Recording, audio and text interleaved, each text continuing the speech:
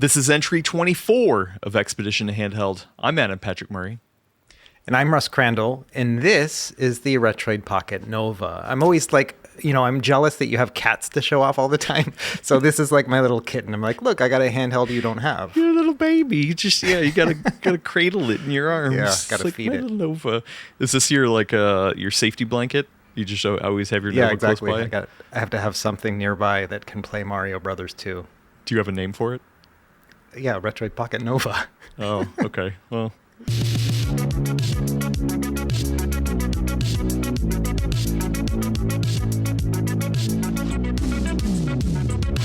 Russ, I was surprised to go into the office yesterday and see a big box sitting there with your name on it, or it shipped from you to me. Yeah. Actually, I wasn't surprised. I knew it was coming, but... Did it smell like Hawaii? Like, was it tropical smelling? Oh, man. I didn't think to smell it. What am I doing? I didn't see any macadamia nuts. That's a Hawaiian thing, right?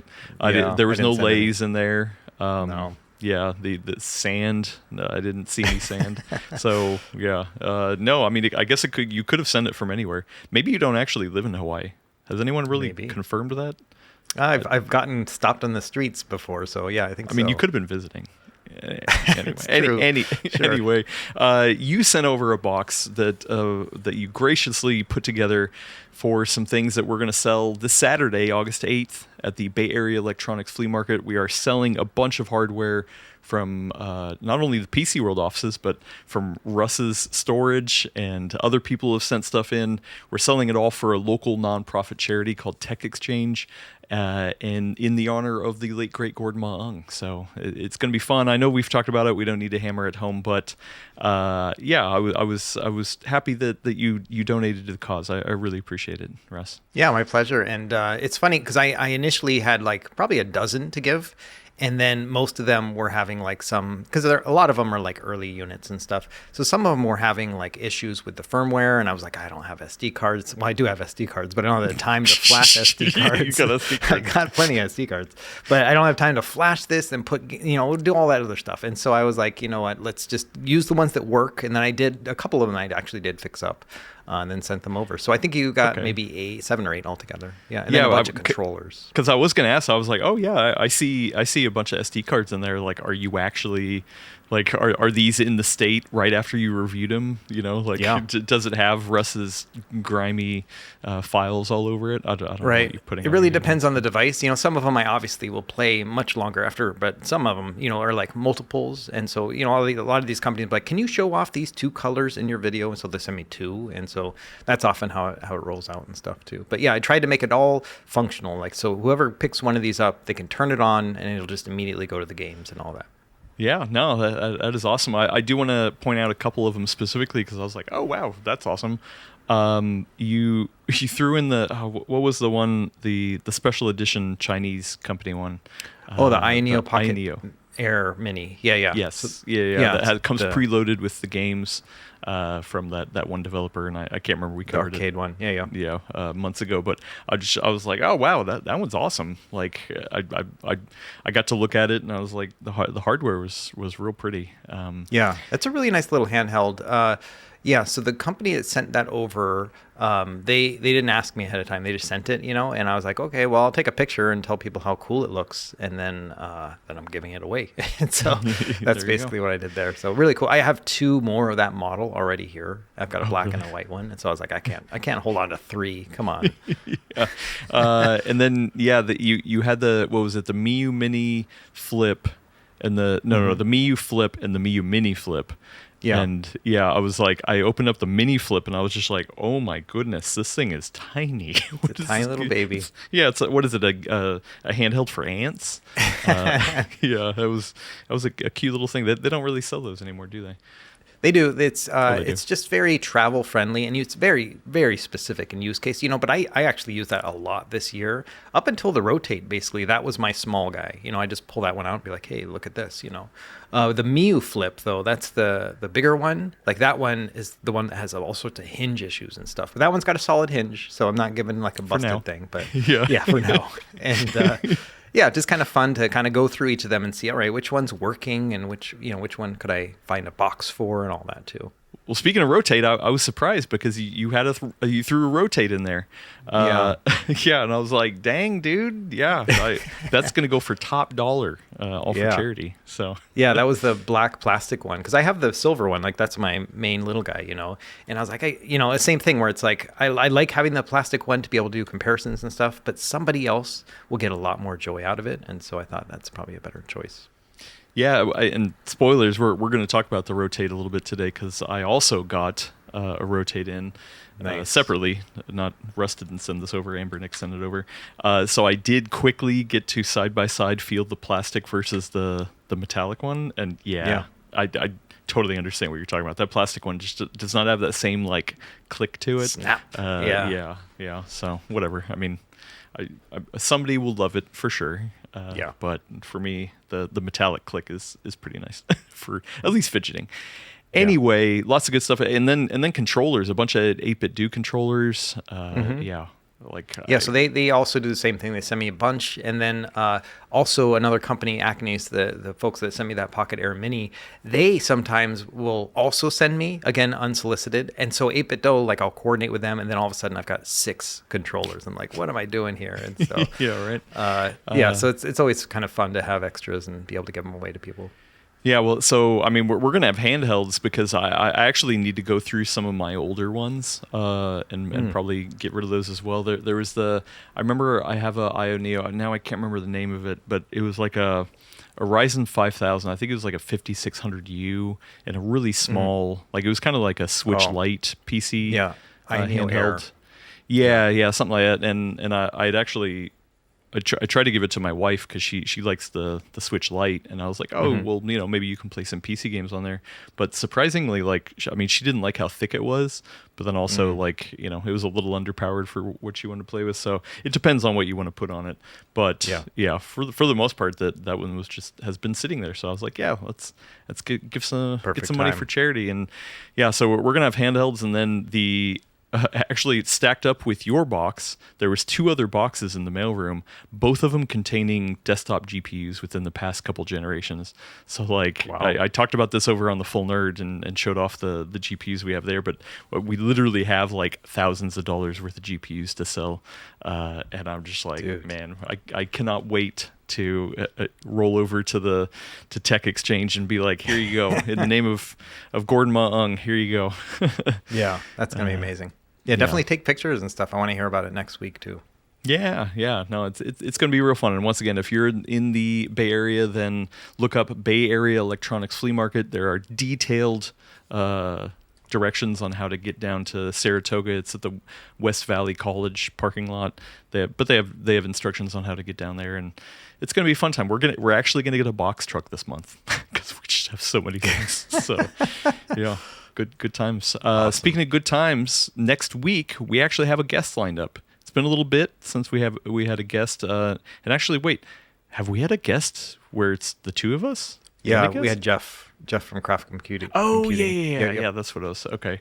So it hasn't been that often that we get to have a third member on, and it's going to be somebody who hopefully some people have seen over on YouTube. It's cool Uncle Marissa.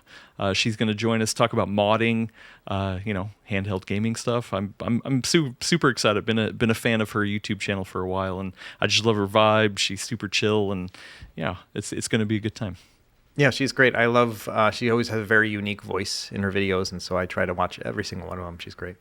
Yeah, and so if you have questions about modding for us or for Marissa, or just general questions for Marissa, then get down in the link in the description for the Full Nerd Discord, the Full Nerd Network Discord, and we have a channel in there called EH-questions.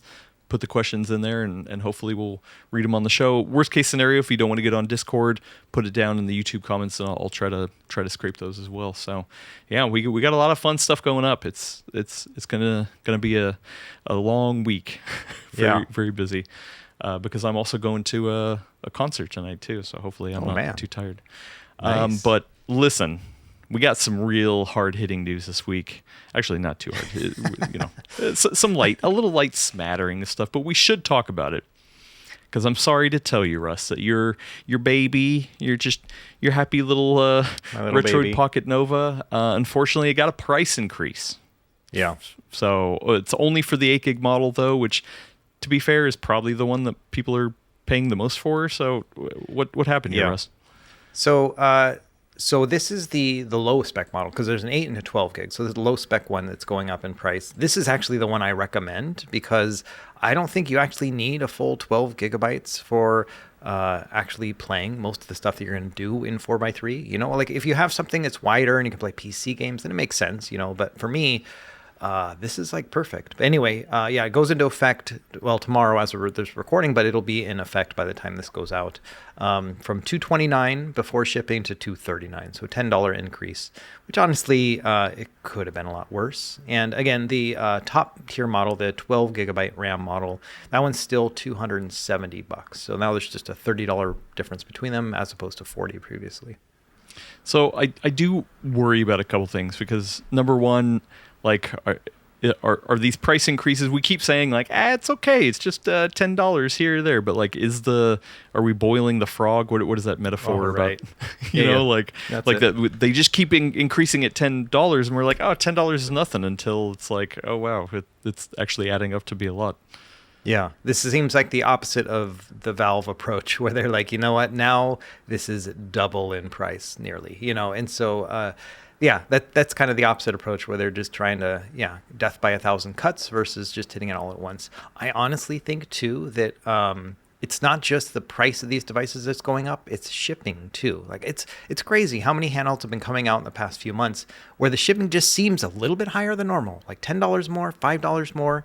I don't know if it's because shipping's more expensive for them, or if they're eating a bit of their costs in there as well and just kind of hide it a little bit. Anbernic is really sketchy in that regard, like where they'll sell a $15 controller with $20 shipping. It's like, man, just make it $35, you know. Anyway.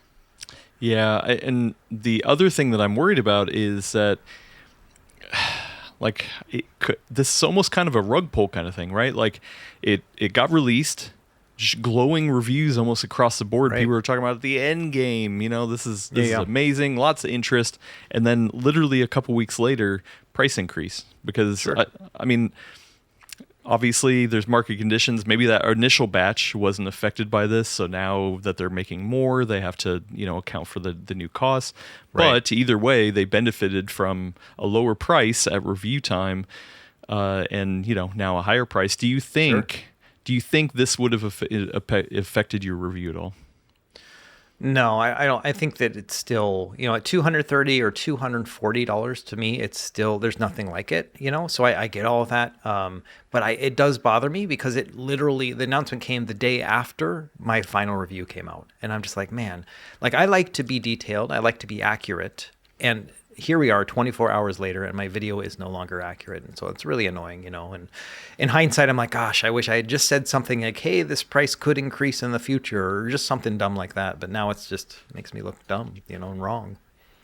I mean, everything's, I mean, we can't control everything. It's, you know, I think market conditions are going to change. And unfortunately, that's why, like, I always have a hard time with reviews at time of embargo, because if somebody like that's only accounting for the people who are going to buy right then, because a lot of people, maybe they need to save up, and then by the time they can buy it is like 6 months later, and by that time the review might not be relevant, because either it's anchored to price or like maybe updates or something, you know, because some devices you're like, oh, at launch that was horrible, I didn't recommend anything, but 6 months later there was updates and I recommended it, so then your initial review actually would have been horribly out of date. So it happens. It happens. I don't. Like, so my Legion Go 2 review is one where it's like, I harped on it so much about being $1,400. I'm like, I can't believe it's so expensive. I don't want to be in this like kind of environment. And now it's $2,000. And so I'll get comments on that video like, man, I wish I could go back in time and buy it then, when I was complaining about that price, you know. So yeah, it kind of goes both ways, which is crazy. Yeah. So I mean, we'll talk a little bit more about the Nova in a minute, but let's talk about the new Konkr Pocket Advance, because this one I've been pretty excited for it. Once again, it's something that kind of like is trying to mimic the original Game Boy Advance kind of look and feel. It is not out yet, but Ionero has shared some new details I'm referencing an article over here from the folks over at Retro Handhelds. They kindly laid out the specs of the device and then bolded the ones that has been kind of new since we last talked. We knew it was a 3.5-inch LCD panel. It seems to be kind of similar to what was it, the other one that they mentioned? Oh yeah, the Pocket Micro. Right. So which is like a candy bar style one. But now we know the processor. So this is the MediaTek Helio G90T. Please get your decoder wheel out for me, Russ, and tell me what can we expect from this one. Yeah, so that's the same chip that's on that the Ionio Pocket Air Mini that I sent you, the arcade one. So it's decent. You'll be able to play up through Nintendo 64, GameCube, PSP. You'll be able to play all of those in the vast majority of the catalog, unless there's like problematic games, and a little bit of GameCube and PS2. My big reservation is going to be that screen, whether or not you'd want to do that. And plus, this thing doesn't have joysticks, so it's like the further up you go in performance, like the less likely you are to actually enjoy that game. And so I don't know, because this is a 3.5-inch screen. It's a 3:2 aspect ratio, which means that when you actually play 4:3 stuff, like Dreamcast and Nintendo 64, it's only going to be about 3.2 inches of overall like screen real estate as you're playing. So it's not going to look very large. And so that's kind of my thing, is that this really is a GBA for GBA. Kind of like that RG SP, where it's like, this kind of can be treated as a one and done. But given that's the chip, that means it's going to be running Android. And so you've got all those Android perks and downsides to deal with. Like it's going to, you'll be able to use it like for an MP3 player and all that stuff and stream Spotify or whatever on it. Cassette tape player. Yeah, exactly. But you also have to deal with just setting all that up on Android, and then like potential input lag that comes from using Android, and just like configuring the emulators and whatnot. And so those are some of the things that'll just come with an Android-based device. And it's a bit of a bummer with this one in particular, because I feel like it's a very pick up and play, like just get up and start playing kind of device. And unless you've got Android perfectly configured, that's often not the experience.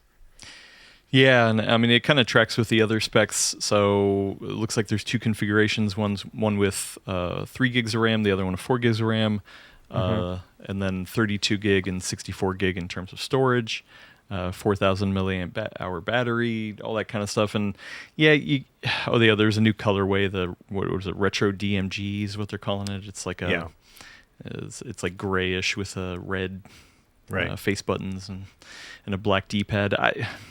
I don't know. Kind of like you alluded to a little bit earlier.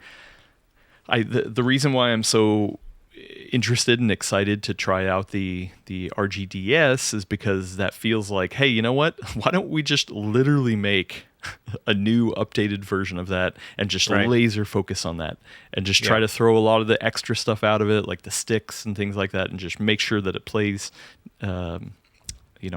SP games or GBA games like in a great way. And I was hoping that the same thing would apply here, but it really feels like they're kind of shooting past that, right? They're trying to make it a little bit more of an all-arounder, but then you're not going to be a great all-arounder or a great GBA, original GBA clone, right? What do you think? Yeah, the way I'm thinking about it is that you can set this up to be a GBA only device. You could set all that and configure it and stuff. But I guess the added benefit of the chip and Android would just be that you could use it for like media stuff, even though you can totally do that with the like RG SP as well with the Linux firmware. So they've got MP3 players and stuff too. So I agree that they're kind of overshooting. Even the RAM is actually a bit more than they need. 3 gigs, 4 gigs. It sounds, like just bare minimum, but the Pocket Air Mini, same chip, had 2 gigs and 3 gig model. So it actually was a gig less in each end. And I have the 2 gig model, and it plays all those systems just fine. Emulation doesn't really depend on RAM, but it does make the menus a little bit more sluggish. And so that's what I'm kind of thinking, is that they wanted you to have a very zippy experience. I personally bought one, and I bought the 4 gigabyte model not because of the RAM, but because of the storage, 64 gigabytes. I was like, that's enough storage, given that Android's going to take up some of that already, that I can actually put all the games on that, because I'm just going to put GBA and stuff on there. 32 gigs is kind of cutting it close once you install apps and stuff. And so I thought, well, for the extra storage, I'll pay the extra $20. Well, yeah, speaking of money, so yeah, the lower end version is $90. The higher end version is $110. And once again, like I hate to compare this to the RG SP, but the RG SP came in at I felt like was a real good price if you just wanted to have it focus mainly on GBA stuff. And this one, once again shoots a little higher. To like it's that weird in between that I'm worried about, that it's not going to quite sit on one end or the other kind of thing. Yeah, and so the GBA SP or the RG SP is $65 retail. They've got like a pre-order bonus and stuff, in the early days, but yeah, $65 before shipping. This one also, when I purchased it, it charged me $20 shipping, so I paid $129 for mine altogether. And also bear in mind the INEOs are pre-order prices, so they're going to go up to $110 and $130 respectively as well. I'm sorry, really I just noticed that. Yeah, I totally read that wrong. Oh man, I don't like how they do that on that slide where the actual retail price is a lighter color. Yeah. Oh man. Okay. That's marketing, man. They're kings of marketing. Well, which colorway did you get? I'm actually pretty curious. I got that orange-looking one, the coral or whatever, just because it's so unique, and then that'll make a good thumbnail too. And so I'm interested in this, not necessarily because of the chip and that it can play GBA. I mean, and to be fair too, this can do a 4x integer scale of GBA, whereas the RGSP only does a 3x integer scale. But I challenge you to be able to see the difference between the two. And Russ is initiating a challenge. You better watch out down in the comments. But the thing is that I'm more interested in the build quality and how it feels, the buttons and stuff, because that might actually set it apart. Like if it's the thing about the Anbernic actually they have one that's a GBA like this. I think I sent you one in that box, and it's called the 34XX, and it looks like the old school GBA, and it also feels a lot like it too. Like they really tried to mimic it. I don't know if INEO is going to try to mimic the feel in the same way. And so that's what I'm really interested in, is how is this going to feel compared to the original and then compared to the Anbernic one in terms of like actually giving you that GBA experience. So we'll see. Yeah, it's almost like they're trying to cash in on the nostalgia of the look of a GBA, but not really trying to recreate it. Maybe that's another way to say it, is like the SP is like, no, we're trying to recreate this thing just in a modern way, where this is like, oh, hey, you remember the GBA, right? Yeah, well, we're not trying to mimic that. We're doing other stuff in it. This is 2026. Yeah. Also, side note, I mean, whatever, pricing's all relative, but isn't Konkr supposed to be their budget brand? Like, yeah. I mean, this is like this is pretty budget for them, For them, yeah. Yeah. The Pocket Air Mini was of a similar price point when it came out, and that was pre-Rampocalypse. So the fact that they are hitting a very similar price point means that probably for them, they feel like they're really making this cheap. And for us, it's just kind of like, oh, well, we don't have that huge INEO tax that we're used to. Okay. Well, I mean, I guess we'll hopefully know more soon, because shipping starts at the end of August. Limited quantities, though. So first come, first serve is what they're telling people. Yeah. Well, let's switch over to one that I just barely saw this morning and was actually a little excited about it. So there is a new GPD Win Max. This is the 3. And yeah, as somebody who has actually used the Win Max 2, like I actually think a lot of these upgrades are pretty smart in a lot of ways. You messed around with the Win Max 2 as well, right? I had a Win Max 2, yeah. I ended up giving that away to another YouTube channel. But yeah, like I did really enjoy it. And it's a weird middle ground where it's like not a great laptop, not a great handheld, but it kind of is pretty good at both, But yeah, I agree that I think that some of these specs are really cool. Yeah. So some of the biggest upgrades is the processor. So they switch from Strix Point, like an HX 370, up to a Strix Halo, which they've got the 395, but then also the 388. So the more gaming chip, which I think is interesting. I'm glad we're starting to see these in devices, and I'm really curious about performance. In a potential weird, maybe kind of downgrade in some ways, it has a smaller screen, so shrinking from a 10-inch LCD to a 9-inch OLED. So it's kind of a trade-off. You get an OLED, but it's a smaller OLED, and 10 inches. Man, that was way too small for me in a laptop. Squinty. And so like 9, I'm just like, oh, I'm a little worried about that one. But that's just me, I guess. And then in an interesting move, they have an optional what is this, an external cooling solution where it looks like it kind of docks to the bottom lip. So like, yeah, I don't even know how to describe. How would you describe where it's placed? So that cooling thing, I think, is not actually in this image at all. No, it is. It's attached right here. No, the chin, I believe, is the battery. That's the detachable battery. Yeah, so it says removable battery. Oh, that's the battery right there. So you pull that out. That's the battery. I thought itself. that was the. Yeah. I thought that was the cooling. Wait, so the cooling actual is something device else. itself has no battery in it? You can do it without the battery. Yeah. Oh wow. Okay. Yeah. Okay. I There's saw a lot a of different speculation, image. but that's what my understanding of it, just based on the renders that I've seen previously on like the GPD. Oh, you're right. It does Reddit say and stuff. removable battery module. Okay. Yeah. I did see an image over on their X profile of show. Oh, here it is. Yeah. Oh, here we go. Okay. So yeah, 27.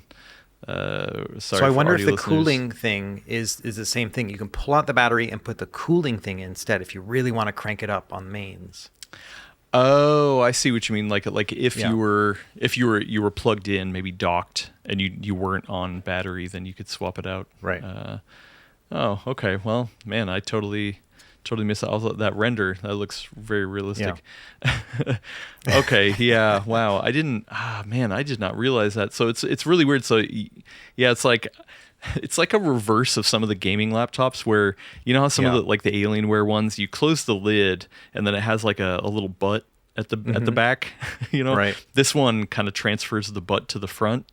Yeah. So it's a I wonder front what butt. it's going to be like for typing, like if it's more comfortable that way. You know what I mean? It's going to be really interesting, and it's surprising. I mean, they always spend a lot Probably. of time in the design phase, and so I'm hoping this is for the better. Yeah. Also, it says in this, it says the Win Max 3 is showing the size comparisons, and it says with modules. So yeah, there is an S there.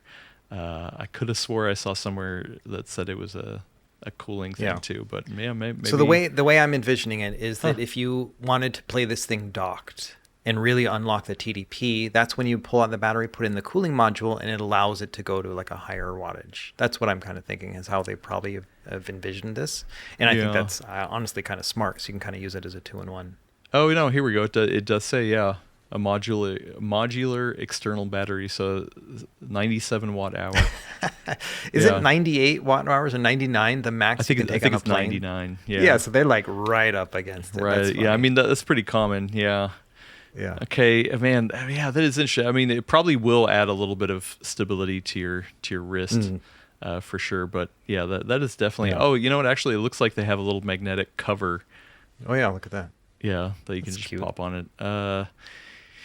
Yeah, I don't know, man. This is interesting. This is interesting indeed. And obviously, they're talking about you can dock it to the G2 eGPU, which you just had a video up on over on your channel. Yeah. So I guess I didn't scroll down far enough on this page, and man, this page really scrolls. It just keeps going. It's like no end in sight. I'm gonna go all the way to the top here.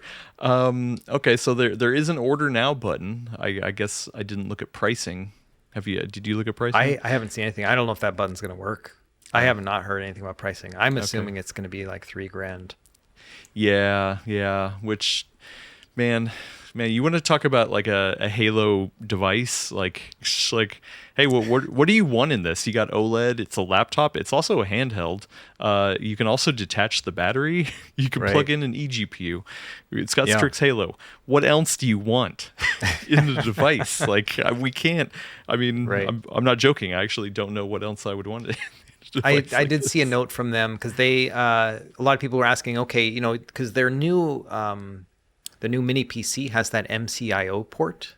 Yes. Yep. And that also is what the G2, that new eGPU, can accept. And so some people were like, can you put MCIO in it? And they're like, it's not possible. With this motherboard and the amount of space that we have, not even possible. And so they're just going standard like USB 4. Yeah. Oh, man. It doesn't even have Oculink either. For some reason, I thought I saw an Oculink port. It doesn't even have USB 4 version 2, I don't think, because that module is quite big as well because it needs its own chip. And so as a result, like they couldn't put it in there either. And so, yeah, that's probably it's one thing where they had to make a bit of a compromise in that, the connectivity is not quite like next gen, like some of the other components are. Yeah, yeah. I mean, at least a lot of docks do support USB 4, so depending on what you're going to do on it. But yeah, the MCIO is obviously a whole nother level kind of thing. And yeah, GPD has had such good track record of supporting those external options, so that is weird. I mean, honestly, it could be an AMD platform issue as well. Now I'm thinking about it. I'm trying to think of other Strix Halo devices that have Oculink or MCIO. Yeah, there's nothing. Yeah, so yeah, it could be a platform thing. Maybe not enough PCIe lanes. Who knows? Who knows? Yep. Just an interesting little thing. Guess what? You can always spend more on more handhelds, because we're over here whining about the Konkr Pocket Advance being $110, and then we're like, well, at least there's this $3,000 option. Yeah, right. That is a wide delta. Do you think you're going to review one of these, Russ? Yeah, they already asked me if I was interested. So I said, yeah, man. So we'll see. It'll come when it comes. And these are always so hard to review. It's one of those where, I often get requests from like Asus and, some of those other big guys. And they're like, hey, can you check out this $4,000 laptop? And every time I'm like, no, because I don't have an interest in it. And therefore, like, I can't convey that to anybody else. And I just don't, like, I think people can spend their money on other things, But when it's like GPD in particular, I really like how they innovate. And so even though like I know they don't sell a lot and the videos don't get a lot of views, for me, it's the ability to showcase where things are headed that I really like. Like that eGPU video I did last week, terrible views. Like it's such a niche thing, and I know it's going to not perform well or whatever, but I love it, and so some of these things, it's like, why did I start a channel in the first place, is to kind of talk about the things that excite me. And so if something excites me enough, even if it's going to be like financially just really bad for me, I'm going to do it. Yeah, and I mean, I've seen comments too of people being like, "Oh, I can't believe you're covering this kind of stuff in the podcast." And it's like, I feel the same way about this stuff. Like there's still interesting stuff to talk about that's out there, and even if we would never recommend anybody buy this stuff, like it does have a bearing on the rest of the market.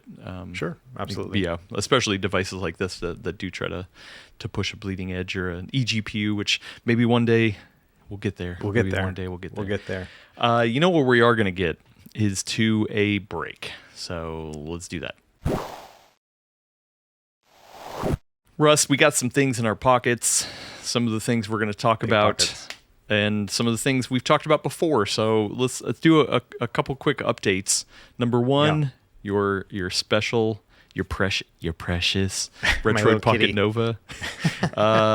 So you put out your final full length video. It had some inaccuracies in it, Russ. You didn't account for the $10 price increase. I'm really bummed by that. But it's okay. I'll let it pass this time. And I gotta say, Russ, all jokes aside, you talked about, even on this podcast, that you were gonna dig deep into the whole screen testing thing, the pen tile, the layout, all that kind of stuff. Like, where was it? Yeah, so when it came down to it, these reviews, by the way, a Retroid review is probably like the hardest for me to get out, because there's so much pressure on me, because there's so many questions and just so much interest in it, and it's a small, very excited community. And so I just, like, every day I was getting, 30 plus requests, either through social media or emails and stuff. Can you make sure you cover this, And one of the things that people have been asking about is, hey, they use a pen tile screen. It's not perfect for OLED. And so can you talk about that and whatnot?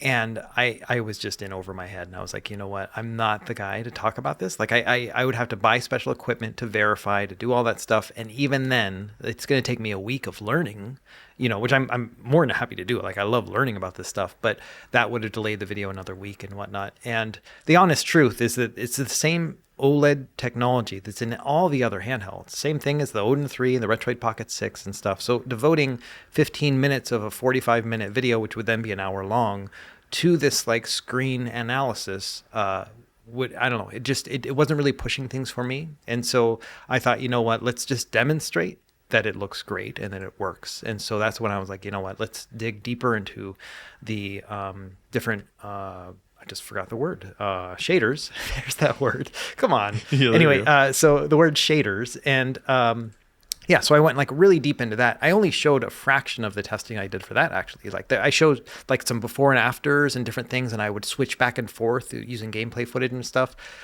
I swear I had an hour's worth of footage for that I crammed into about 5 minutes. And yeah, just really showing like kind of really big highlights. And so that's kind of some of the things that happen when I make a review, is that often I just got to leave things on the cutting room floor. You know, I even had an idea where I was like, you know, I've got so much gameplay footage. I probably devoted 3 days straight just sitting in the other room, cameras on, recording myself testing and playing games, getting footage and just kind of showing how it all works and stuff, for a chip that I already know exactly how it performs. Like this is just like overboard, you know, but I really wanted to see how 4x3 looks with certain systems and all that, you know. I ended up with about an hour of edited gameplay footage where I was like, I could make a whole emulation showcase video just on this, you know. But when it came down to it, after I finished my review, I looked at the footage and I was like, there actually isn't enough here to justify a full another video, because I feel like I really condensed it down and put all that stuff in the video too. So I felt like it would be and it's probably people are going to be like, this is, you know, show us the director's cut, you know, but like, yeah, the Russ cut, right? the Russ edit. Yeah. But when it comes down to it, I had it all together and I was like, all right, you know, 2 days later, I'll release an emulation showcase video. And I could not find anything of value in that footage that I hadn't already covered in the review. And I was like, other than showing people shiny games playing, which has its own value, you know, I was like, you know, let's be, for once, let me try to be a little bit brief about things. And so that was kind of my take on it. Yeah, it's hard. These are probably some of the hardest things I can do in terms of making videos, is a Retroid Pocket review, because all the expectations and stuff. Yeah, right. And it's hard for me though, because do I want as an observer, like I love hearing your thoughts and your opinions and your takes on things like that. Do I care that you're a screen expert? No. Do I want you to learn more? Sure. And I mean, it sounds like you would love to learn more too, but yeah, totally. It's all like, okay, well, how much time in the day do we have to dedicate to learning all that stuff? So, you know, lean into what you already know, at least for now is my thought. And at the end of the day, like even if somebody who did know a lot about screens and did all the testing and was like, man, this thing just really sucks. This is junk. I can't play this thing. And then if you, Russ, came out and was like, hey, you know what? I'm not an expert in this stuff, but I play on it and I love it and it looks great. Like that's still valid. Like in my mind, I want to hear your experience on it. Like, yes, there's the technicalities of it, and a lot of people get caught up in that. I mean, especially on the desktop side, right? Like as somebody who reviews desktop CPUs and GPUs, like people can get caught up in numbers, and I'm like, okay, yeah, but once you sit down and play the game, are you feeling that? Are you actually caring? No. Yeah. Or maybe somewhere, but you know. Sure. And that's a big focus of my videos too, is like, okay, how am I enjoying it, and what mitigations do I need to do to overcome some of the bad things? You know, like, so the audio I don't think is great on this out of the box, the stock audio. So then I showed like how you can improve it. Well, I didn't actually show the how yet. I got to make a guide on it, but I showed the improvement, the app, you know, and to say like this can be mitigated. And for me, that's the value I would find in a review. If I'm trying to decide whether or not to buy something, you know, the technical aspects are important to me, but it's really the experience that's important. And so I do tend to lean on that too. I never really consider myself a technical reviewer, but more like an experiential one who likes a lot of details. Yeah, no, but I would also call yourself pretty technical too, dude. Oh, really? You know a lot of technical stuff. And I mean, that's also the hard part that I mean, I don't know about you, but I fall into that sometimes too, where depending on whatever room I'm in, I'm either the smartest or the dumbest person. You know, like I walk into a Best Buy and I probably know more than anybody in there about how to build a PC, all the specs it's and like, details and generations. Ron Swanson, or is that his name? Ron Swanson, when he walks into Home Depot and he just says to the guy, "I know more than you." You know, like, okay, I'm not doing that. But and then I go to a trade show like a Computex, and there's a pre-briefing, and I'm just like, oh wow, I am the dumbest person in here. I have no idea how the CPU works, and so like it is kind of a weird spot, which is why I think it is important to be like, okay, there is the technicalities of it and how much you know about certain things, but at the end of the day, the reason why. I mean, I love watching you before I even met you is because like I love your take on stuff. I love your opinion on stuff, and I don't need you to be the expert in everything. So I appreciate that. I think the other part too is that there are some things that bug people and some things that don't. Right? I mean, it surprises me the amount of discourse I will see people talk about like frame generation. Like on one side, the hardcore people listening to the full nerd, or there's plenty of them that are just like, no, get your AI out of my games. This thing sucks. I'm never going to use it. And then I'll go watch a bunch of other videos on YouTube by people that are not as technical, and they're like, oh yeah, I just turn it on and it looks smoother, cool, And I'm like, right. I can't hate you for that. If you enjoy it and you have fun, go for it. Yeah. And so, I mean, even things like I love Digital Foundry, like John Linneman. I mean, maybe one day we'll even be able to get him on the show. But like he notoriously hates the Switch 2 screen. He just like I like he cannot play on that thing, and he just trashes it all the time. That it's junk. It's horrible. Ghosting. Yeah, for the ghosting and stuff, but he's super sensitive to that. And like for me, like I'm not gonna say it's the best screen, but it doesn't bug me. Like I can play on it, and like he's just like, I just can't play on it. So like everyone's got their own things, and I think one of the aspects for me in general that probably doesn't make me like the most popular reviewer in the world is that I am very patient and I'm willing to let the experts do the experting, and that's always been kind of how I am. And so for me, like I can tell you that for me the screen looks great and I'm enjoying it, and this is why.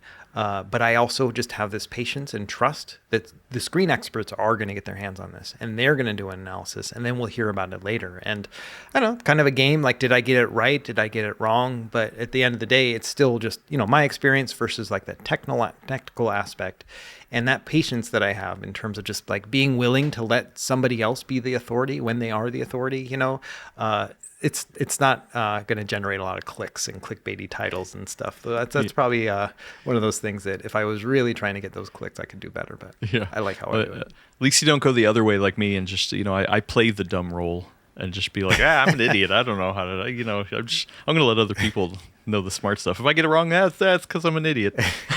So that's the easy way.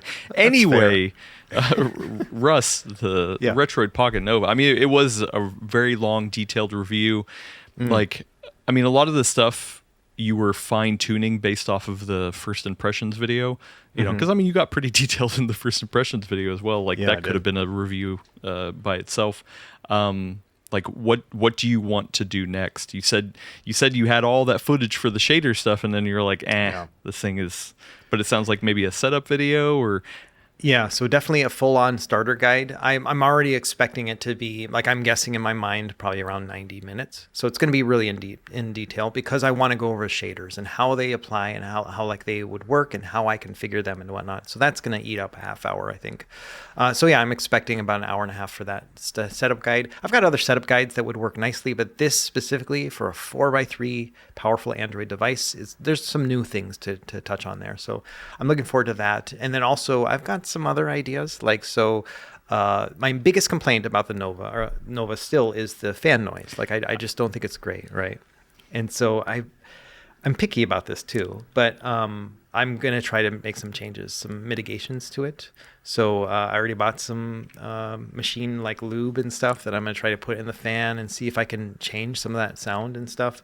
I got a few ideas. There's a lot of people in the community who have done similar things with other devices, so it's not like I'm just shooting in the dark. And then also, Retroid has made a change themselves based on feedback from me and others and stuff. Really? So instead of screwing in the fan like they do on these things where they screw it into the motherboard, they've now taken out those screws and they're using adhesive like double-sided foam tape to adhere it instead. And so this apparently is similar to how they're done on like cell phones, for example. Maybe not cell phones, something else. I don't know what it was they were talking about, but something else in the tech world that has like a small fan like this. They often will use an adhesive because it helps with acoustics. And so they did some testing apparently last week with the screws, without the screws, with the adhesive and all that, and they found that the adhesive does sound better. So I said, all right, like I wrote them as soon as I heard all this. I'm like, okay, is this true? Like, does it actually sound better? Or are you guys just doing your crap, you know? And they said, no, we think it sounds better, and they're going to send me another one. So I'm going to have another freaking one of these things to test. But that's what I'm going to do. Before and after testing, then try to do some mitigation. So that, I think, will be its own video where I'm going to tear this thing down and see what I can do. Yeah, I mean, listen, turbulence, fan turbulence, or air, pushing air around, like, I mean, somebody who's done a lot of testing on this, like Steve from Gamers Nexus, like, I mean, they have a whole anechoic chamber, and, he did some FLIR and imaging of, the way heat dissipates from it, all that kind of stuff, and, like, yeah, I'm definitely a little skeptical that, like, I get what they're talking about, in theory, so maybe it does enhance it, but also, like, I've talked to, I guess it doesn't really apply because they don't really have a handheld, but I know the head of thermal engineering at Dell, really nice guy. His name's Travis North. I've had some really good conversations with him about stuff, and man, they can geek out so much about the size of the fins in the fan, like how far apart they're spaced, what kind of curvature they have, you know, like every single detail they're can always consistently messing around with and like changing and trying to like get it like quieter, but then also more airflow and all that kind of stuff. And I mean, there's so much that goes into it. And so like part of me is like, yeah, you probably just picked a fan that is not liking, they literally the situation like, it's how in. could we make this better with the least amount of money possible, right? Just take out the screws, put in an adhesive. Hey, it's fixed now. You know? We bought all these fans. We got to use these fans, man. We can't get rid of these fans. So let's just put them in a different way. I don't know. I mean, hopefully it does. Because, I mean, especially in your video, like that was noticeable. That was very noticeable. And it's not a new thing. You know, the Retroid Pocket 6 doesn't sound great. The Odin 3 doesn't sound great. And so I really think that beyond just what little things they're trying to do in the assembly piece, I think that, they got to talk to their distributor or their supplier and be like, you guys got to do better. Talk to the guy from Dell, talk to Asus is also really into this fan stuff. Like when I went over there to Taiwan and went to their headquarters and talked to them about their new Ally, they had their fan guy there, and that guy was just like, same as your friend Travis. Like, he just lives and breathes fans, And I was listening to him, and I was like, this is cool, but I wanted to go talk to the button lady, and so I like went and talked to the button lady instead because that's like my jam. Hey, button lady, so, right? And we like commiserated. And we're like, this one. Like, she was even like dogging on the original Ally. She's like, these buttons are terrible. I'm like, I know. And then she's like, now listen to these, and so.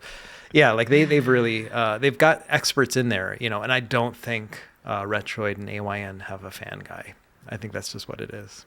Yeah, I mean, and that's why, I mean, I'm getting a little bit off a side tangent here, but that's why I've been so excited for the past couple of years. There has been new technology that is, trying to replace these kinds of small little fans, because inherently these small little fans, number one, they're not super effective at cooling. Number two, they can introduce a lot of noise and things like that. So it's been around forever, this kind of technology. This is nothing new. They're just trying to iterate on it year after year and make it maybe like 2% better every time, and like you can only do so much. So that's why a lot of these newer companies like Frore, I actually have an Airjet Mini here. It's solid state cooling, so it does a better job of potentially cooling a device, but then has the added benefit of being completely silent.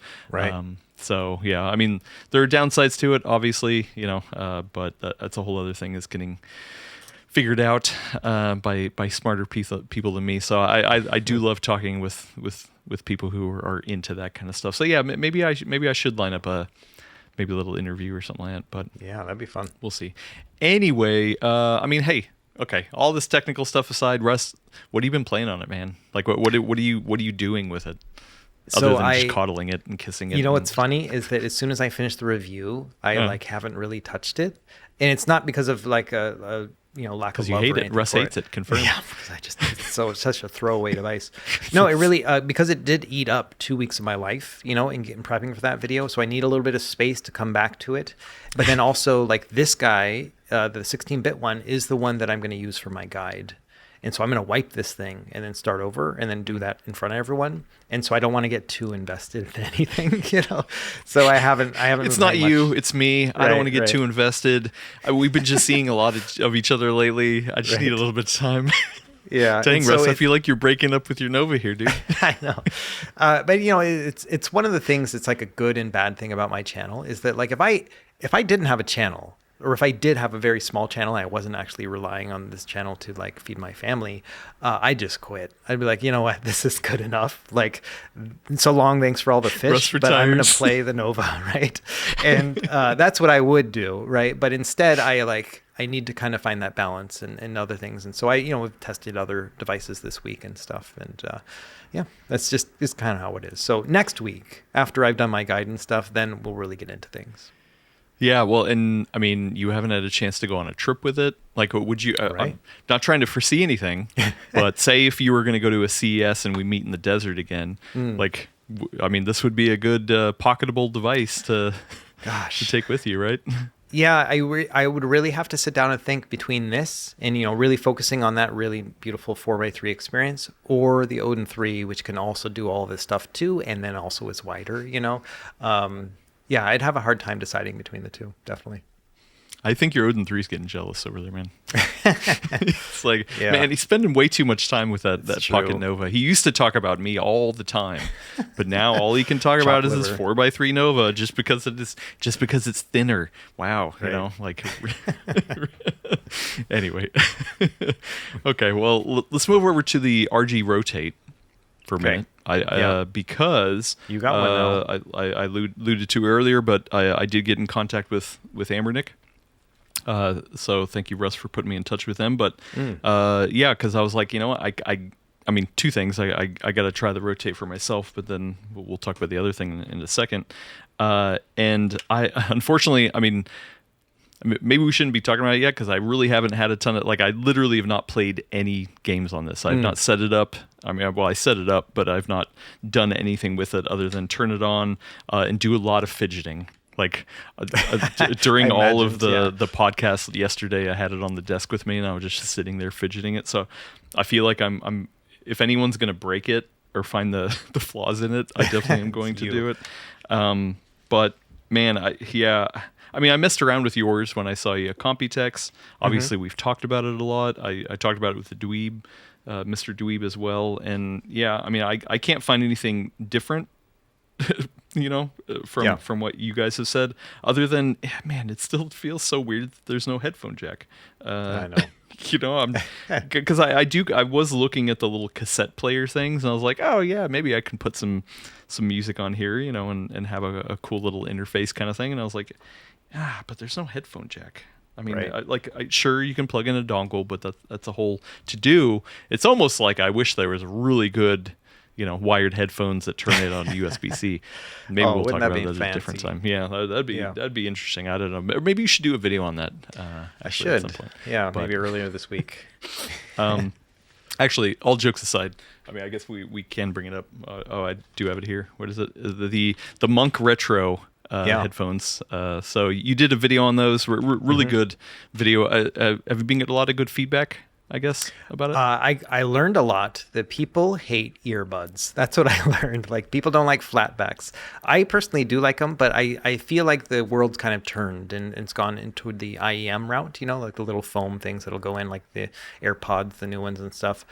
Those tickle my ear canals so much that I can't use them. I can never get a good seal. And so I've just always defaulted to earbuds, but the rest of the world has not. And so that was the really interesting thing. Like, when I shared this, I put the video out, people shared it on Reddit, and the vast majority of comments are like, I can't believe he did earbuds and not IEMs, and that was kind of the biggest thing. And I get it, but, it's just kind of interesting how it fell out. Otherwise, I think that a lot of the feedback will come next week, in the coming weeks, when people actually get their hands on it and hear it and be like, oh, this sound profile is actually really neat. Yeah, it wasn't I mean, I guess the timing was fortuitous, but yeah, when I got the Rotate in, I also got the Monk Retro earbuds in, so I'm like, okay, cool. This is actually a really good opportunity to try listening to these on a device that doesn't have a headphone jack. So it did work out that way.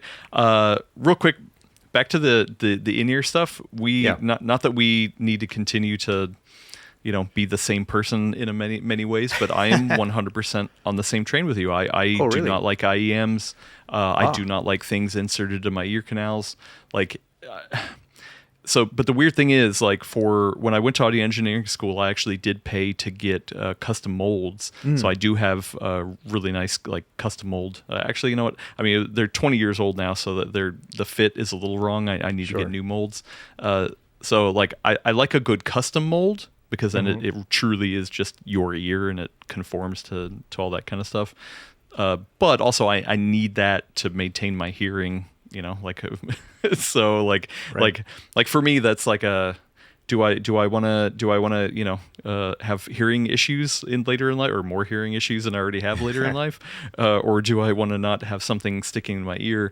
Yeah, I don't want the hearing issue. So that, but I would never choose IEMs. I do have nice IEMs, we got Shure. Oh man, back at work, we got Shure 425. I can't remember the exact model, but those are what we used when I used to just be a straight shooter, and I'd follow Gordon around, and I'd have these IEMs because I need to completely block out the sound for being at a trade show and monitoring audio. So that's the only other time that I used in-ear stuff. But yeah, it also goes beyond that. It's just also enclosure as well, which is why I like open back headphones. I don't really like closed back headphones. I don't feel like I don't like feeling like I'm sealed off. So I'm the same way too. I only use that for noise canceling on a plane. Otherwise, I use open back or just the earbuds, And the thing with me too is for hearing protection, I play in bands and stuff. And so earplugs, so that when we're rehearsing and stuff, and God, it's every song once we finish, I'm fidgeting and trying to get them to fit, and I've gone through dozens of different brands and different styles and stuff. And you should look into getting molds. Maybe for in terms of comfort, it does make a difference. It's a little pricey, obviously. I mean, I guess it depends on what you get, but yeah, that might help with the comfort stuff. Anyway, we are way off topic. We are. the RG Rotate. So I mean, I mentioned it earlier, but I did get to touch the plastic one versus the metal one, and yeah, the metal one definitely. I'm surprised that you were on the fence for so long. I remember you were kind of debating back and forth and being like, I don't know which one I like more. I like the softer feel of plastic on plastic in the buttons. I prefer that feel, you know what I mean? But the snap is better. It's more solid with the metal one. And so, and it's just more uniform, because even the plastic one, the front part of it, the shell part, is actually metal too. It's just black metal. And so it's a little bit incongruous as well. And so for example, the thing that TechDweeb doesn't like about it, where it's got that little sharp point, and he's maybe the plastic one will be better. It won't, because it's also metal and that part too. So do by the way, do you feel that thing on your finger? I've never noticed it till he brought it up, and even then, I only if I think about it, playing it never has affected me. Yeah, I mean, like I said, I haven't really played with this at all, but just holding it here and kind of messing with it, I don't think that's going to bug me. Mainly because I think what I'm going to play with it, I mean, there's no sticks, right? So I think I'll try to figure out what kind of games, actually, because this is a perfect 1-to-1 ratio, right? This actually makes me think of my glorious Neo Geo Pocket Color. Something a little closer to that, Beautiful right? Fit. And I'm like, okay, well, I don't need 4 shoulder buttons, so I'll probably just use the outer ones. And in that case, it's up against my index finger, right here, kind of thing. I'm going to assume it's going to be kind of there when I play, and so that doesn't bug me. It doesn't really rub wrong. I could see how if I was reaching in for the middle shoulder buttons, how it would get right here in that groove. So I can see that, but yeah. I mean, it's not something where I'd be like, oh wow, this is horrible. The thing that throws me off more about it is that it's not symmetrical. I'm somebody who likes symmetry, so to just feel that it's off, that's kind of what gets me. Yeah, it is a little bit off. Yeah, I get that. One trick that I don't think is in their manual or whatever is that if you tap power and volume up at the same time, it turns the D-pad into a joystick input. Oh, yeah. Yeah, so just it's one of those things you just kind of got to memorize with this guy. So if you're going to play Nintendo 64, which honestly, I hate doing that with a D-pad, but if you did, like Mario Kart 64 is pretty fun, So you could just tap that and then it'll give you the joystick input so you don't have to do any remapping in the software or anything, which is handy. Yeah. No, I do want to play more on it, so we'll do some follow-up discussion. I think we can kind of end it there for that one. But moving on to the other one, and this is the real reason why I got in contact with Anbernic is because, I got in the RG SP. So I got the metallic one, and funny enough, I was messing around on the couch with these yesterday when I brought them home. And my wife I was like, hey, check this out, and I showed her that and I was like, it's kind of like the T-Mobile Sidekick. And she's like, oh, wow, that's actually really cool. And she loves these kind of steel finishes for anything. And so she's like, oh, that's awesome. And I was like, oh yeah. And then check this out. I also got this is like a brand new Game Boy Advance SP. And at first she thought it was also metal because it's silver. Oh, metallic. And then she got it in her hand and she's like, nope, don't like to feel that. So yeah, I was like, funny. Okay.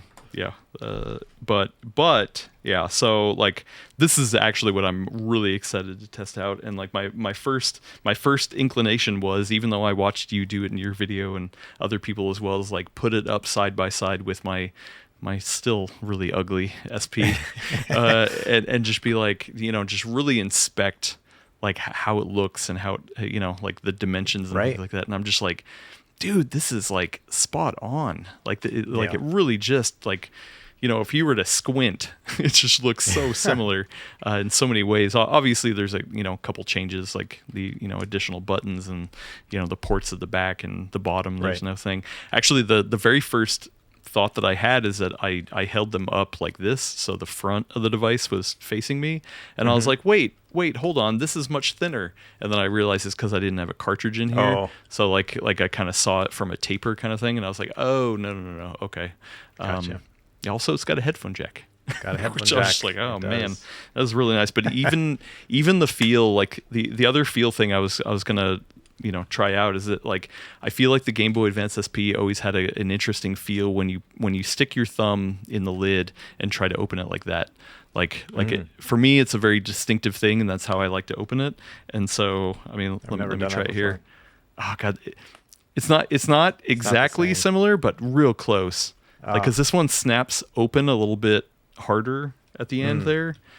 I mean, I have messed around with this hinge a couple times because I've done reshells, but it doesn't snap in place as hard. But I mean, still the amount of force that it takes to do it is pretty damn close. Like, oh man. It must be so fun for companies like Anbernic to be like, let's just recreate this thing that already exists. Like how, like, are they employing some of the same tricks that Nintendo came up with, or are they like doing their own? Like, it's really kind of interesting how that probably all came to be. Yeah. Well, and also like, where do they think they could improve it? Right. Because I mean, not that Nintendo is going to, but if they were ever to remake a GBA SP like and update it maybe in some sort of way, what would they do? Would they put a nice screen in it? Would they actually add extra buttons, kind of thing? Would they make the D-pad bigger? And I got to say, at first I was like, I don't know. I don't like that the D-pad is bigger just visually because it just doesn't look right. But now that I'm feeling it right here, I'm like, oh man, that feels much better. Yeah, I agree. I like the bigger D-pad. I tend to like bigger D-pads and buttons in general. So the bigger, as long as they're not oversized. And so for me, this is a great fit. Yeah. Yeah, and also like the other thing I was worried about too is that the 4 face buttons, right, is obviously different than the 2. But I actually, we're exploring this together right now live on camera. But I'm realizing that the angle that my thumb comes in and attacks the buttons is different in a way that this feels a little bit more. I don't want to. The word's not ergonomic, but it feels like it's right here. Because it is closer to my thumb. Yeah. Where this one I have to reach a little bit more for the B compared to the A. Like it's not. Yeah. I like that. I like the 4 because then I can rotate the ABXY, and so that way, like my the Y button that's labeled here is my B button, and then the B button that's labeled here is my A button. So I often will do that with certain games, especially if it's like a Mario game, like, so if you're playing, say on the GBA SP, you're playing a Mario game, you got to hold on that B button and then use the A button to jump when you're running and jumping, I don't like that feeling. I like the Super Nintendo feeling where you're pressing the Y button and then the B button to jump. And so I will often rotate them. Okay, I don't know if I can go there with you, but I totally get it. Yeah, because I mean, it's your thumb's right there, so all you got to do is just boop, boop. Shift down instead of like bending my elbow up so that I can hit both of them. I don't like that. Yeah, rather than rotating this way. Yeah, my thumbs aren't big enough to rotate like that. I have to actually shift my hand and then do that to really feel comfortable. Oh, with really? That. Oh, okay. Yeah, and so it's always been that way. I mean, NES, I had to play it because the NES is like straight. They're just in a line, B and A. So I'm always just used to holding my hand a little bit funny on the right side with that particular controller. And so anything I can do to get away from that and use the Super Nintendo layout, I usually prefer that. Yeah, really the only other downside that I can see right now, just without actually playing or setting this stuff up, is the volume slider is one thing. I don't know, that one I'm going to give a little bit of time because we talk about that later. But I do love the physical click of turning it on, just on, where you hit a button, it just doesn't feel the same. Yeah. That one's a little send it back. You send it back. Yeah, this thing's junk. This thing is junk. I got to tell you, I did get out that what was the SP, the earlier SP that you sent for the charity? 35XX SP. I did quickly get that out just to compare real quickly, and I was like, oh, this thing's a chunk. I know. Yeah, this doesn't feel like a GBA SP. Yeah. At the time, it was like, oh, it's a little bit bigger, so it's more comfortable, it's close enough, But now that you have the real deal, you're like, oh, I'm not going back. Yeah. I saw plenty of comments of people being like, I have the older one, so I'm not really going to upgrade. And even you said in your review, you're like, yeah, listen, if you have one of the older ones, this probably is not worth the upgrade. Totally. Yep. But if you waited for some reason, or just barely getting into this kind of stuff, man. I can't. I mean, the only other thing too, and I know it's. I debate this a little bit because I don't want to put it in their head, but I'm okay with Anbernic putting their logo at the little pill thing rather than Nintendo. I mean, they're obviously not going to put Nintendo here. So, yeah, right. Please don't. But, the lawyers will call. Right. But I kind of miss having the words here underneath the screen. And not that I want Anbernic to just be like, oh, sweet, we're going to say Anbernic RG SP or something like that. But there is a little bit of a visual identity to some of these older handhelds where you look at it and it has the name on it, right? Yeah. Or some sort of logo. This one is a little bit more okay, you look at it, but there's no defining logo, and I kind of miss it a little bit. Sure. So the thing about that 35XX SP, the bigger one, is that it had a 4:3 screen, and so people made custom overlays that would have the GBA logo underneath, right? Mm-hmm. And it would also make it integer scaled, so it looked really nice, And so people immediately, when I made my video, they're like, "Oh, can you add that bezel to this?" And I'm like, no, this is an integer scale. You do not want to add any sort of bezel to this. You could, but then you're cutting into the pixels, so right? And so I get it. People still want that nostalgia of just kind of being able to see Game Boy Advance SP, and I'm assuming that people will come up with stickers, that'll go over this, and you can put the sticker on. I've never been a sticker guy. I don't think it captures it in the same way. I mean, if we're really wish list in here, I'd like to see a laser etching personalized option for everybody where, hey, you can have anything you want etched and we'll send it to you like that. And then, people put their own Game Boy Advance logo on there or something, or Retro Game Core or something. That would be kind of neat, but I don't think we're anywhere close to that. So. Yeah. No, I mean, my first impression though was just dang, I cannot wait to put some time into this for sure. So okay, so question for you. Yeah. And this is another thing I got was people were like, okay, well, which one do you prefer better now, the RG SP or the RG Rotate? And for me, it's such an easy answer. I'm like, well, Rotate all day long, right? Because the SP is for Game Boy Advance, and it's amazing in that regard. But I can do everything on the Rotate, and so that's like the big thing for me. And so between the two, like which one I'm going to throw in my pocket is going to be the Rotate, which is actually smaller than the RGSP when it's closed up too. Yeah. So what about you? I mean, but you love your like single purpose devices, right? Yeah, I love my single purpose devices. I mean, well, because I'm trying to think of like if I'm going to take the bus to work, right? What do I want to take? I mean, number one, this is cheaper. So worst case scenario, if I get mugged, I mean, I guess I didn't pay for it technically, but like if I were going to replace this one, then yeah, it would be a cheaper option. But yeah, I would feel much worse if the Rotate got mugged or I accidentally dropped it and broke it or something like that. So yeah. Ooh. And then in terms of like games I'm going to play, like I said, for this kind of form factor, whatever, this kind of size, like I still want to. I'm not gonna play anything past. Or like I'm gonna mostly focus on handheld gaming, so like up to GBA. I'm probably not gonna put a PSP, like that. I think the ratio is just way too wrong for this kind of stuff. But like maybe I would play some PS1 stuff, but I'm not gonna play GameCube. I'm not gonna play 64. Like so, for the most part, like the added functionality on this, I think would be lost on me. So no, I think I would pick this one. Yeah. Wow, interesting.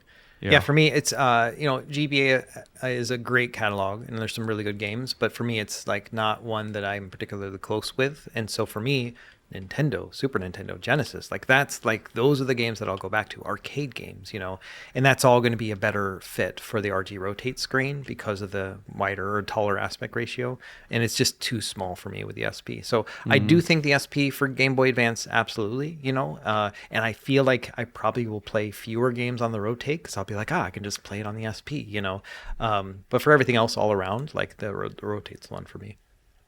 Yeah, I mean, I think there's two better questions, Russ. One of them is, would I rather play on the original GBA SP or the RG SP? Right. And I don't know. I can't answer that one yet. Yeah. But also, it probably is the same kind of thing where the original SP is going to cost, well, actually, I don't know. No, yeah. It's definitely going to cost more because I did the IPS mod and all that kind of stuff. So, like, no matter what, the original hardware is going to cost more. And plus the games. Yeah. No, well, I mean, if I get a flash cart, I don't remember how much. Free? It's not free, but I mean, it's not the most expensive. Listen, I paid a lot of money for the Neo Geo Pocket Color flash cart, so true. The GBA one was nothing. Yeah, that's very true. But yeah, all that combined, I probably would not want to take this one out.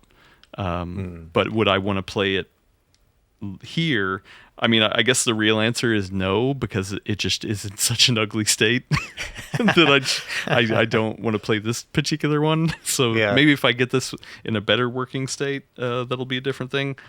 But then the real question is, would I rather play the RGSP or the GBA wide boy? I don't know, the non-SP. Right, and the answer to that all day is like, the SP, man, it does not feel good in my hand. Like it's still so small. We've talked about this. Sure, like I know. I feel like my fingers. Look at my fingers here. This is how I hold it. It's just like it's like teeth. Like this is squished, dude. I can't. This is you got big That's hands. why. That's why I so wanted that Konkr Pocket. Well, hey, it's still not out. I shouldn't judge it, but I really want that Konkr Pocket Advance to like hit all the marks, because that's the GBA that is my favorite GBA. So, like, I mean, this is an awesome GBA SP, but it still is always going to have the inherent disadvantage for me of being way too cramped for my big hands. Yeah. See, I'm the opposite. I really do prefer the clamshell form factor and all that brings, and I've never been a fan of that OG GBA. I mean, I purposely never bought that one because I was like, that doesn't look good. Like, it's not something I want, And so, I would definitely pick the SP myself between the two. Yeah, well, I need to do some more testing, but maybe there is something that you do want, Russ, that I have in my possession now, thanks to my dealer, my dealer, Steve Lynn, friend of the show. He heard our discussion about what was it, a couple weeks ago, and he happened to have a 3D printer. So he went ahead and made me the Steam Deck sniffer. So he 3D printed it. Oh my gosh! As a joke, and he asked me. He's like, "Hey, do you want me to print that thing for you?" And I was like, "Yes, please." and he did. And number one, not that I'm reviewing this because whatever. Number one, right. Unfortunately, it doesn't really stay on the Steam Deck. Oh, Gotcha. It doesn't clip on the top. It just kind of sits there. So because it's top heavy, it just kind of goes like this. So I'm just gonna kind of hold it here for a second. But yeah, so actually I'm gonna hold the back like this because I think that's the easier thing. Okay. I did charge this up. I haven't been. Oh, I should have been playing a game at the same time. To really get the fans going. Just to really get the fans going, I'm going to launch. I don't want you to die here on camera either. No. I got to do a test. See if the vessel does really help get the fumes up. Concentrate. Yeah. Let me guess. Shadow of the Tomb Raider. Yeah, I got a notification pop up on my Windows that said Adam is playing Shadow of the Tomb Raider. Oh, you did? Yeah. Yeah, there you go. Yeah. Oh man, I've been outed. But did it say playing it with the Steam Deck? No, it sniffer? didn't say with the sniffer. No. Okay, so I did try to do a fitment without the Steam Deck, like just to see how it would be, and like it kind of. You got to get those custom molds. Yeah. Well, my glasses get in the way, so I'm gonna do this live right now. This game is taking forever to load, so I guess we're not really gonna warm it up. I'm gonna try it right here. Oh, you know what? Here we go. It loaded. I'm gonna run the benchmark. That'll get it going real quick. When you first brought that up, I thought, oh, it's the one where you put your nostril on, because that's like still. I know. Side note: while I get this nice and warm, I asked Steve. I was like, hey. Since you I don't know how much you know about 3D printing, but how hard would it be to make Russ's version? And he's like, "What are you talking about?" And he's like, "Yeah." And I was like, "Oh, well, yeah." Russ thought you just jam this thing up your nose. That it was like some sort of weird, funnel. A concentrate. Yeah. Yeah. Spoilers. Just putting this up here, up my nose, I started to feel the heat coming out of it. So it's working. So I'm gonna try it right here. All right, do it. Yeah. Oh yeah! God. Wow, actually, that does. It really concentrates it. Is it super warm? The warmth hits my chin. I kind of don't like that, right? Because I just kind of put my chin in there like that. So the warmth is concentrated on my chin, but the smell does just it gets right there. Wow! You gotta bottle that. I mean, okay, so. Doing side-by-side sniffing. Okay, you know what? I don't prefer this. Oh, really? Thank you, Steve, but I don't prefer. Yeah, there's two things. Number one, that warmth hitting my chin feels really weird. I don't like that. Also, it is losing a little bit of the fumes. Just interesting. Yeah. So you need kind of the ambiance of it coming out of the grates right there. Yeah. Also, you know what? I feel this is all really stupid, but I feel like, if I'm at a wine bar and they, the sommelier comes over and corks it and pulls it for you. Yeah, and you kind of swirl it around in your glass, and then you put it up, or you jam your nose in there and you sniff it. That's what I feel like I'm doing. That's not the reality, but that's what I feel like I'm doing. This one just feels like I've given up all hope. That's like you got the box wine and you're just sitting under it, just kind of wheezing the juice, as they say in Encino Man. You know what? And actually, the little chimney thing has gotten a little warm. Oh wow! I can feel the warmth coming out of it. Yeah. This material is not very good with heat, so that makes sense. So there you go. There's my review of the Steam Deck Sniffer. That could have been its own dedicated video. We could just put that on PC World. No, I'm probably gonna rue the day that I did this live on the podcast. I'm sure I'm gonna get a lot of health warnings down in the. I had a great comments. time watching that, so thank you. Would you? Well, listen. If I sent this to you, would you try it after I sanitized it? No. Not once. No. It's not a sanitary thing. It's just kind of I don't know. I don't want to concentrate machine fumes into my nose. You know what I mean? Well, no. It's less of a concentration than if you put it to your nose. Yeah, So. I don't know if I agree with that. I think that I feel like funneling it together, I mean, I went on 15 deployments on ships, man. I breathe all sorts of bad stuff already in my life. Like I don't need more, and I don't want to concentrate it. So I'm good. All right. Well, we need to take a break, so I'm gonna go outside, get some fresh air for a second. And, we'll be right back. We are back with some questions. I'm feeling okay. Don't worry. Don't worry. I've already lost plenty of brain cells. See, look at that. It's already hitting working. It's working.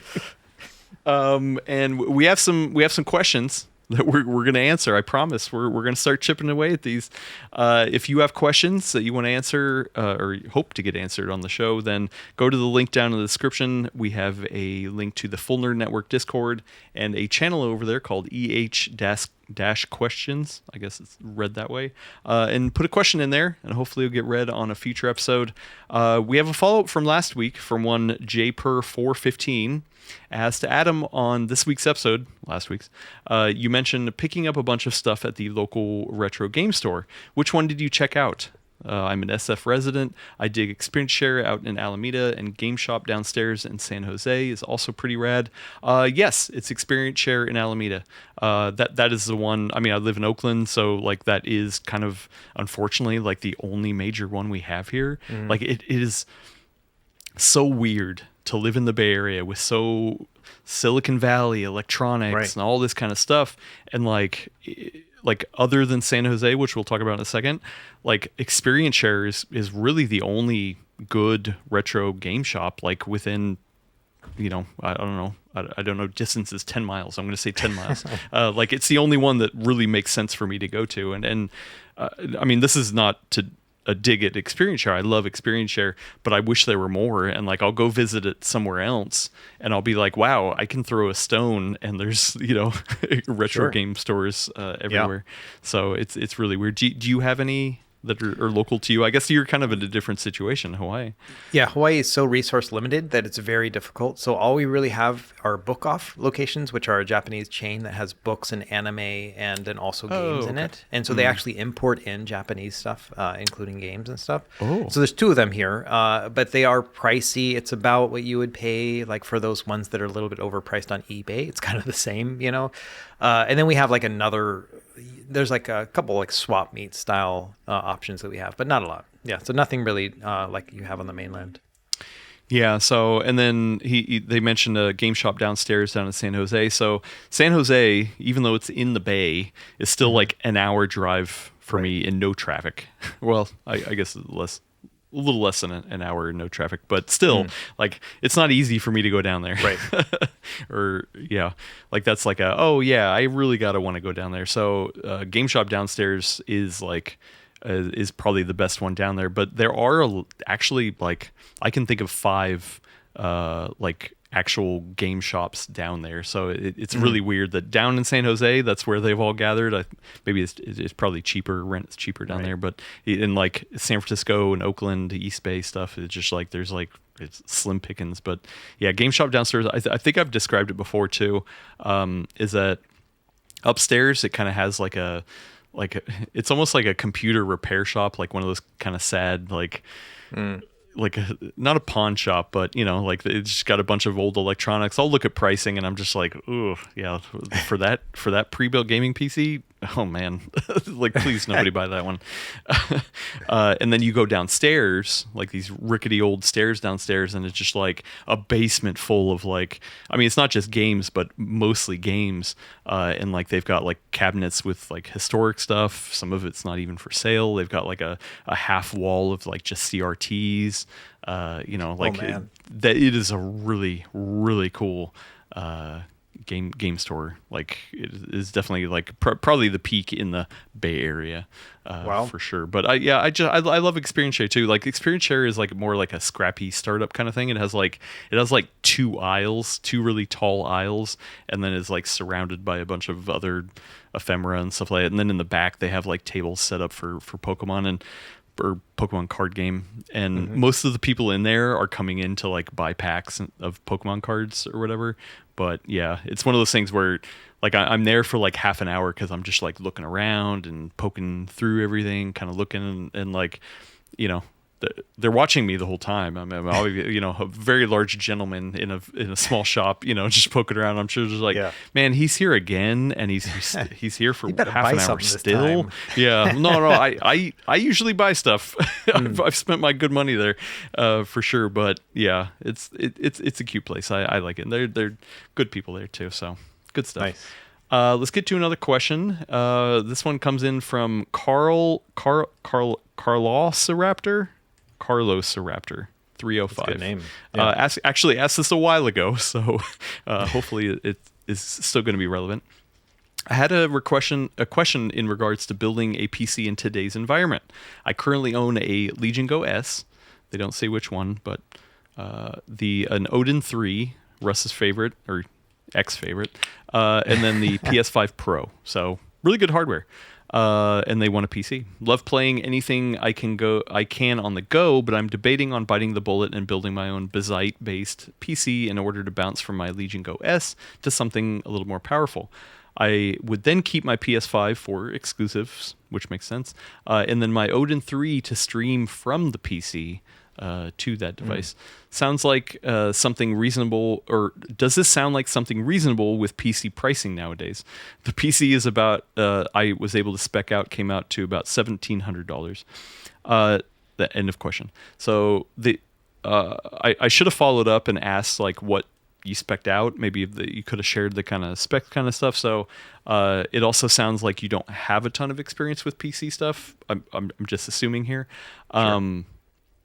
But yeah, like I love that idea. That setup is perfect. Like if I wasn't in this profession doing this stuff, that's probably what I would do. I would probably throw a Switch in there too because I like the Nintendo exclusives. But yeah, the Sony exclusives with the PS5. I mean, for me, like I think the Odin 3 and the Legion Go S are a little redundant.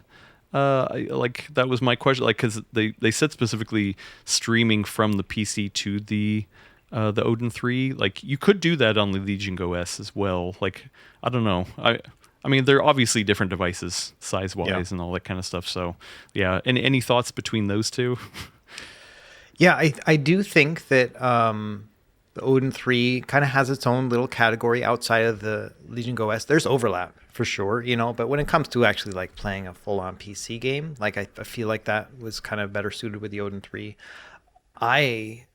So my take is that I think that, you know, the reason why this build is so expensive, $1,700, a lot of it has to do with you're buying a new CPU, you're buying RAM, you're buying storage, you know, you're buying a Windows license, all those things that Bazite, so they don't have to buy a Windows license. But still, you're buying all these components that also exist in a Legion Go S. And if you've got a Z1 Extreme, that's a pretty good CPU.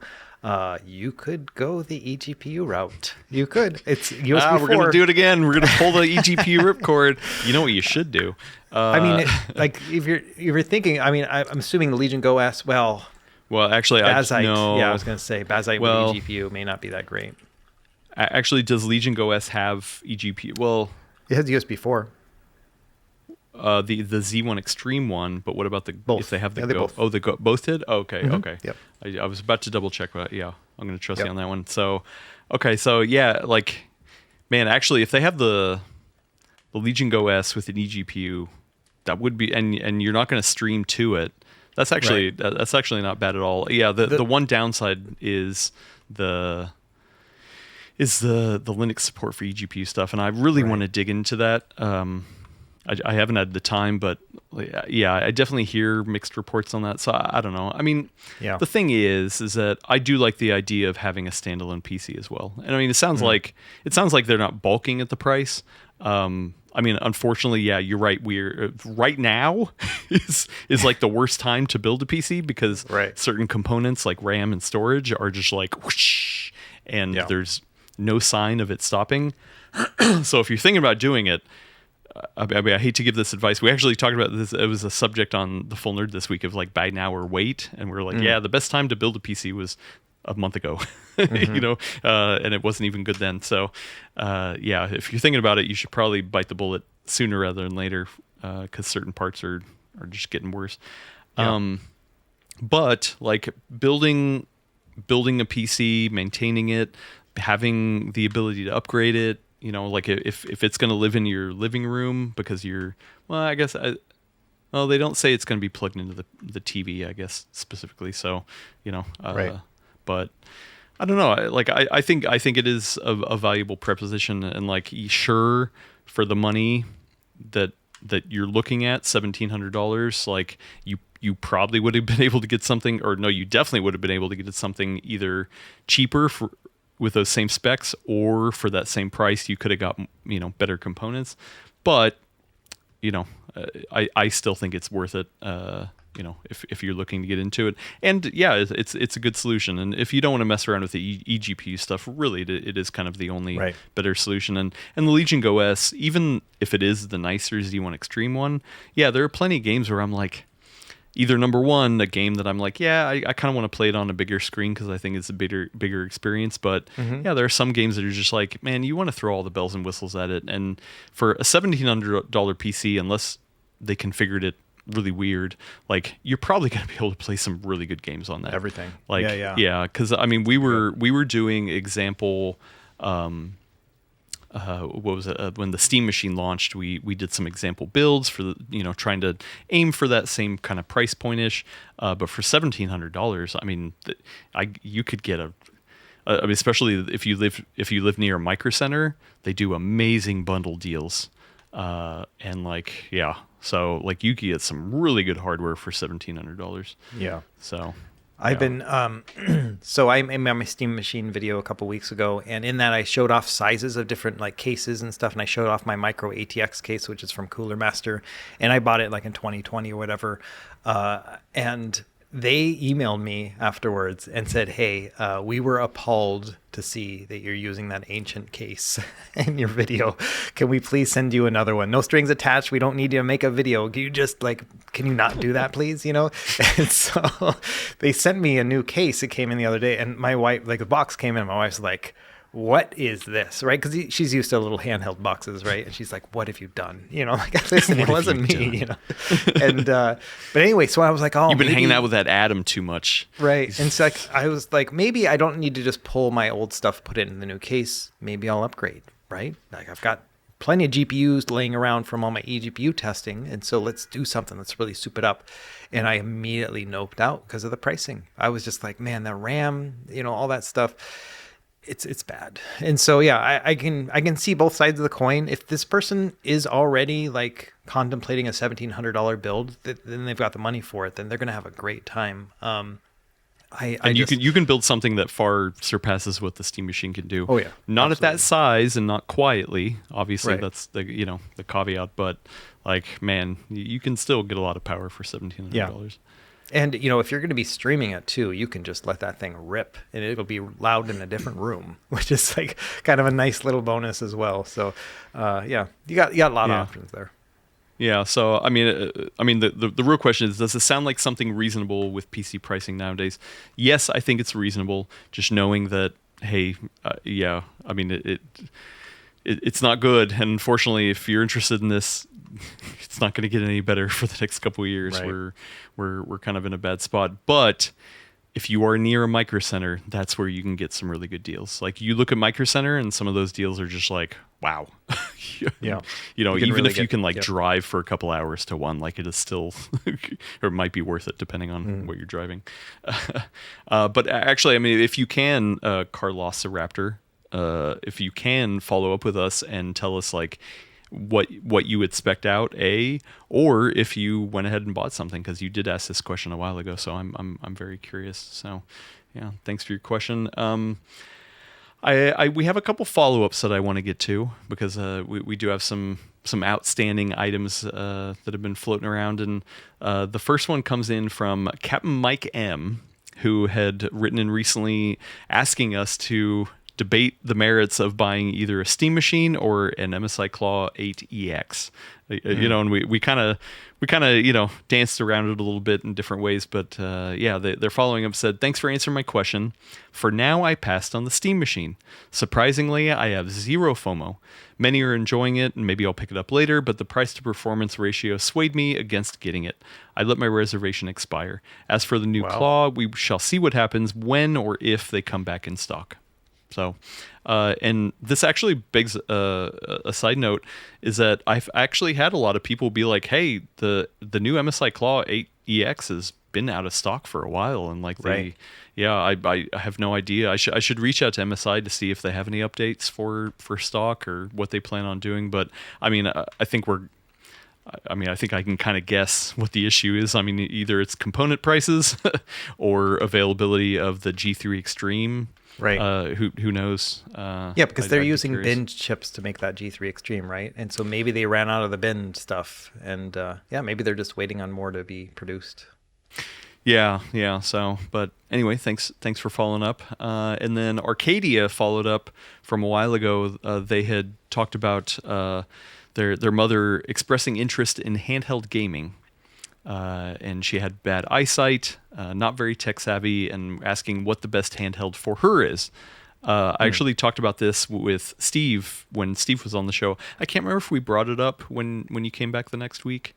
I don't think we did. Yeah, I think so. My recommendation was, hey, I mean, if she's not tech savvy, some of the easiest things to use are just Nintendo handhelds, right? Like like if I mean, it depends on the price, but if you can get a GBA or a DS or something like that, like that might be a really good option, because then like there's literally no upkeep on that from your end, and pretty straightforward to either put in a cart or whatever, and then.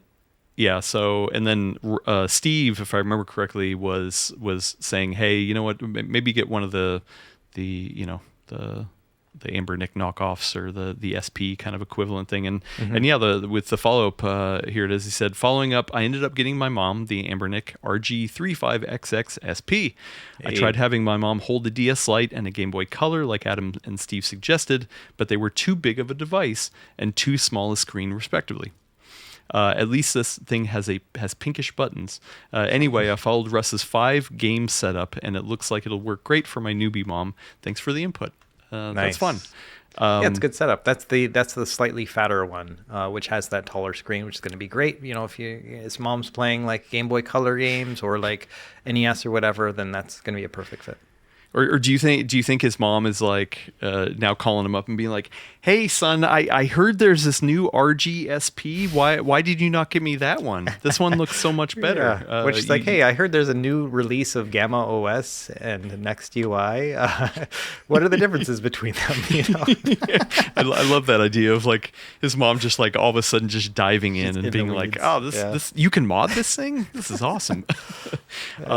The DS Lite, I'm surprised so the DS Lite was too big, and I guess I get that. It's definitely wide, and you get the 2 screens, so and then the Game Boy Color, too small of a screen. I can totally understand that. So bulky. No, I mean this sounds like a good in between kind of option, and I do want to ask.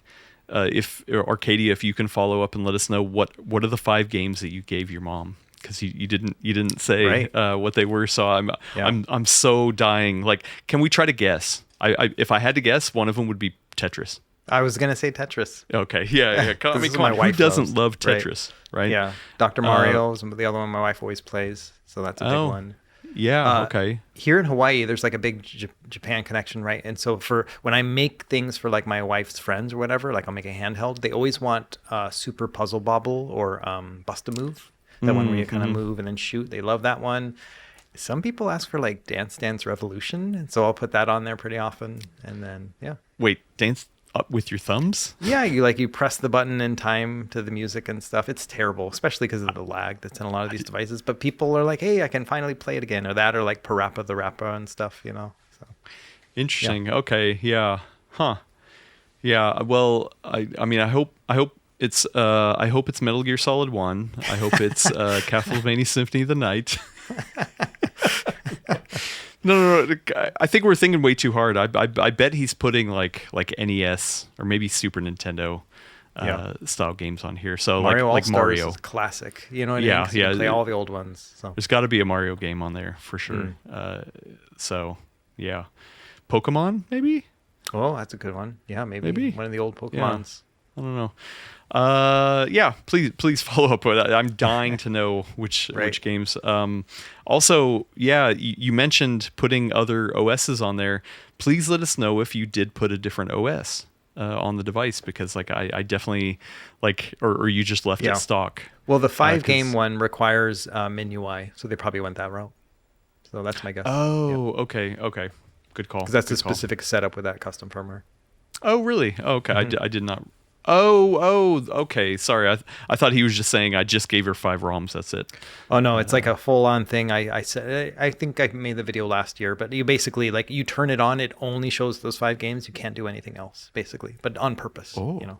So. Oh, okay. I guess I need to go back and watch that. And it's yeah. I mean, I felt like I'd watched that anyway. We should wrap it up here. The fumes are just starting to get to me, Russ. I gotta go throw up or something, or maybe have some more. I don't know. How do you either push past it or you get through it? Anyway. Yeah. Anyway, thanks for hanging out, Russ. Check back next week for Handheld Talk, and we were gonna have a guest. So the cool Uncle Marissa is going to be here with us talking about modding and her experiences with handhelds, all that fun kind of stuff. So once again, leave some questions for her if you got any, or for any of us about modding kind of stuff. And yeah, rest up, because we're going to go on another leg of this adventure. We got to switch vehicles though, because this one got a little banged up. So yeah, too many fumes, running on fumes, and charge up, rest up, and thanks again, Russ. Russ, for sending the stuff for the charity. I'm so excited for this weekend. And actually, you know what? Sean Hollister, friend of the show, Sean Hollister, who is on here, is gonna be at the flea market as well. So good to hang out with Sean and all that good stuff. So if you're in the Bay Area, come say hi. And until then, we'll see you later. Rest up. Bye, everyone.